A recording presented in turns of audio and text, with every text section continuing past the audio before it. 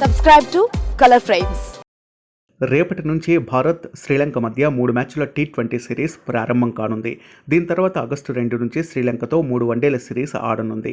అయితే దీనికి ముందు టీమిండియాకు ఓ bad news. Fast bowler Mohammed Siraj గాయపడ్డాడు. గాయం కారణంగా సిరాజ్ తొలి టీ20కి దూరమయ్యే అవకాశం ఉంది. ప్రాక్టీస్ సమయంలో సిరాజ్ కుడికాలికి గాయమైనట్టు తెలుస్తోంది. చికిత్స తీసుకున్నప్పటికీ సిరాజ్ ఆడటం అనుమానమే అంటున్నారు. సిరాజ్ గాయం ఎంత తీవ్రంగా ఉందనే దానిపై క్లారిటీ ఇవ్వలేదు. నివేదిక ప్రకారం టీ20 సిరీస్కు కూడా కష్టమేనని తెలుస్తోంది. అయితే ఇప్పటి వరకు అధికారికంగా ప్రకటించలేదు. టీ20 సిరీస్ కోసం టీమిండియా జట్టులో కేవలం 3 ఫాస్ట్ బౌలర్లు మాత్రమే ఉన్నారు.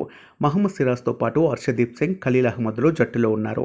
మహమ్మద్ సిరాజ్ చివరిసారిగా టీ20 ప్రపంచ కప్ ఆడాడు.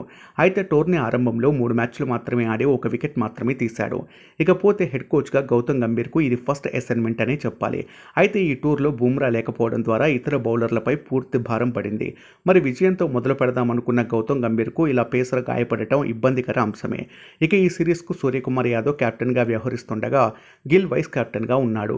ఈ సిరీస్ తర్వాత సీనియర్ ఆటగాళ్లు రంగంలోకి దిగుతారు. ఏది ఏమైనప్పటికీ గౌతమ్ గంభీర్ తొలి టూర్ సక్సెస్ కావాలని కోరుకుందాం. వీడియో మీకు నచ్చినట్లయితే ప్లీజ్ లైక్ చేయండి, షేర్ చేయండి, కామెంట్ చేయండి.